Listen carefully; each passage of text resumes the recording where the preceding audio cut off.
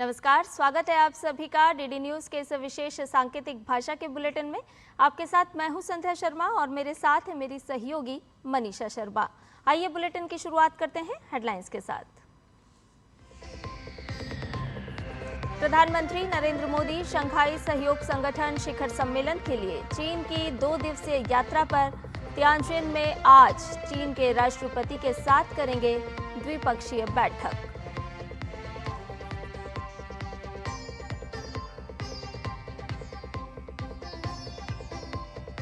प्रधानमंत्री आज सुबह 11 बजे मन की बात कार्यक्रम में देशवासियों के साथ अपने विचार करेंगे साझा।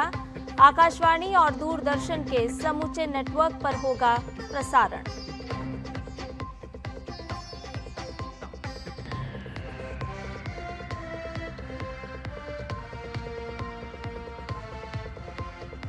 केंद्रीय गृह मंत्री अमित शाह आज अहमदाबाद में जनरक्षक परियोजनाओं का करेंगे उद्घाटन।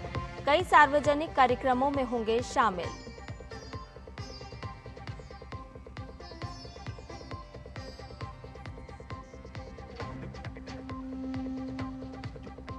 इजराइल ने यमन के सना में की एयर स्ट्राइक।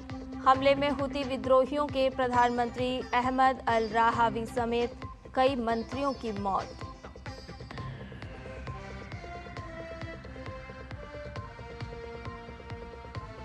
और चिराग शेट्टी और सात्विक साईराज की जोड़ी ने विश्व बैडमिंटन चैंपियनशिप में जीता कांस्य पदक। प्रतियोगिता में दूसरी बार पदक जीतने वाली पहली भारतीय जोड़ी।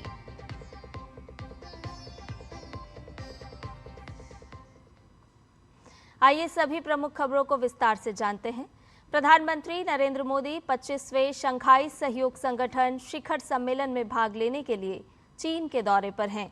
प्रधानमंत्री मोदी और चीन के राष्ट्रपति शी जिनपिंग के बीच आज तियानजिन में द्विपक्षीय बैठक होगी। पूरी दुनिया की नजरें इस बैठक पर टिकी हुई है, इसलिए ये बैठक काफी अहम मानी जा रही है। दोनों नेताओं के बीच वैश्विक व्यापार में उपजे तनाव के साथ ही कई अहम मुद्दों पर विचार विमर्श हो सकता है। प्रधानमंत्री नरेंद्र मोदी आज म्यांमार के वरिष्ठ जनरल मिन आंग ह्लाइंग के साथ भी द्विपक्षीय बैठक करेंगे। दूसरी ओर शंघाई सहयोग संगठन शिखर सम्मेलन के दौरान प्रधानमंत्री नरेंद्र मोदी वैश्विक नेताओं से मिलेंगे और क्षेत्रीय सुरक्षा, संपर्क, सतत विकास तथा वैश्विक सहयोग के मुद्दों पर चर्चा करेंगे। सम्मेलन में संगठन की 25 साल की उपलब्धियों पर चर्चा होगी और अगले 10 साल की कार्य योजना को अपनाया जाएगा। ये 5वीं बार है जब शंघाई सहयोग संगठन की बैठक चीन में हो रही है। सम्मेलन में 20 से अधिक राष्ट्राध्यक्षों और 10 अंतर्राष्ट्रीय संगठनों के भाग लेने की संभावना है।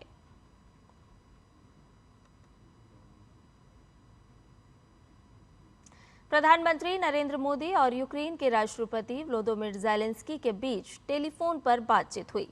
राष्ट्रपति ज़ेलेंस्की ने यूक्रेन से संबंधित हालिया घटनाक्रमों पर अपने विचार साझा किए। प्रधानमंत्री मोदी ने सोशल मीडिया प्लेटफॉर्म एक्स पर पोस्ट कर बताया कि यूक्रेन के राष्ट्रपति ने व्लोदिमीर ज़ेलेंस्की ने फोन पर उनसे बात की। प्रधानमंत्री ने लिखा कि राष्ट्रपति ज़ेलेंस्की को उनके फोन कॉल के लिए धन्यवाद। हमने चल रहे संघर्ष, उसके मानवीय पहलू और शांति एवं स्थिरता बहाल करने के प्रयासों पर विचारों का आदान प्रदान किया। भारत इस दिशा में सभी प्रयासों को पूर्ण समर्थन देता है। प्रधानमंत्री नरेंद्र मोदी आज सुबह 11 बजे मन की बात कार्यक्रम के माध्यम से अपने विचार साझा करेंगे। ये इस मासिक रेडियो कार्यक्रम की 125वीं कड़ी होगी। दूरदर्शन और आकाशवाणी के सभी नेटवर्क, समाचार वेबसाइट और न्यूज़ ऑन मोबाइल ऐप पर कार्यक्रम का सीधा प्रसारण होगा। इस कार्यक्रम में कई बार प्रधानमंत्री आम लोगों के विचार और सुझाव को भी साझा करते हैं। इस मासिक कार्यक्रम के माध्यम से न केवल बड़े राष्ट्रीय मुद्दों पर बात होती है, बल्कि स्थानीय और सामाजिक परिवर्तन को लेकर हो रही कोशिशों का भी जिक्र होता है।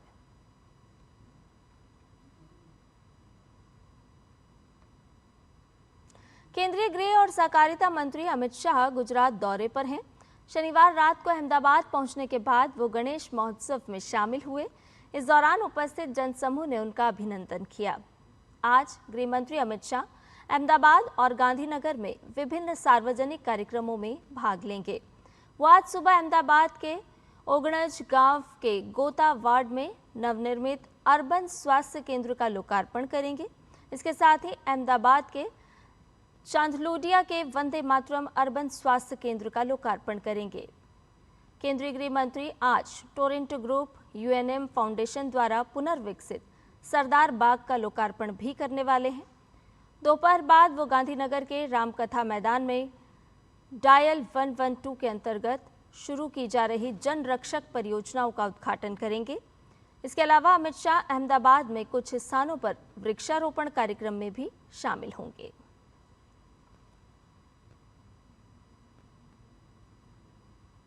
इजराइल के हवाई हमले में हुती प्रधानमंत्री अहमद अल रहावी की मौत हो गई है।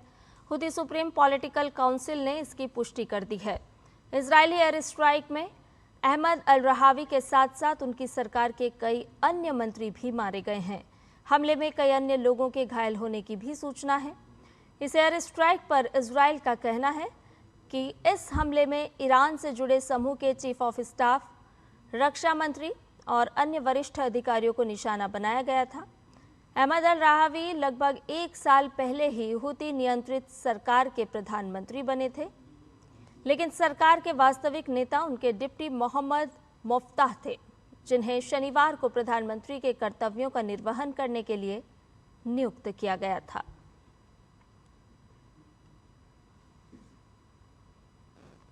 भारी बारिश के चलते पाकिस्तान के पंजाब प्रांत में बाढ़ का कहर जारी है। पाकिस्तान के प्रांतीय आपदा प्रबंधन प्राधिकरण के मुताबिक रावी, सतलुज और चिनाब नदियों में आई भीषण बाढ़ के कारण 15 लाख लोग और 2300 से ज्यादा गांव प्रभावित हुए हैं। आने वाले दिनों में हालात सुधरने की कोई संभावना नजर नहीं आ रही है। वहीं पूर्वी पाकिस्तान में बाढ़ का पानी लाहौर के बाहरी इलाकों में पहुंच गया, जिसके चलते सड़कें जलमग्न हो गई हैं। घरों और अन्य बुनियादी ढांचों को भी नुकसान पहुंचा है। इस मॉनसून सीजन में अब तक पाकिस्तान में 820 लोगों की मौत हो चुकी है।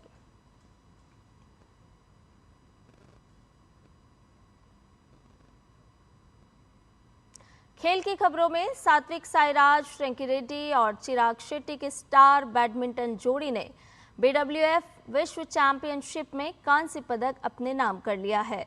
प्रतियोगिता के रोमांचक सेमीफाइनल मैच में सात्विक और चिराग की जोड़ी को चीन के चेन बो यांग और लियू यी की जोड़ी के हाथों हार का सामना करना पड़ा।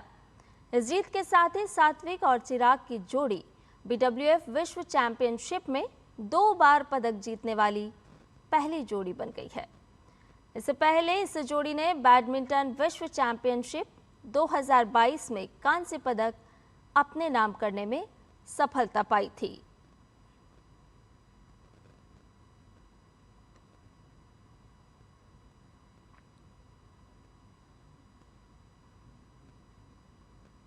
और इसके साथ ही हमारे इस विशेष सांकेतिक भाषा के बुलेटिन में आज के लिए फिलहाल इतना ही। मुझे और मेरी सहयोगी मनीषा शर्मा को दीजिए इजाजत। नमस्कार।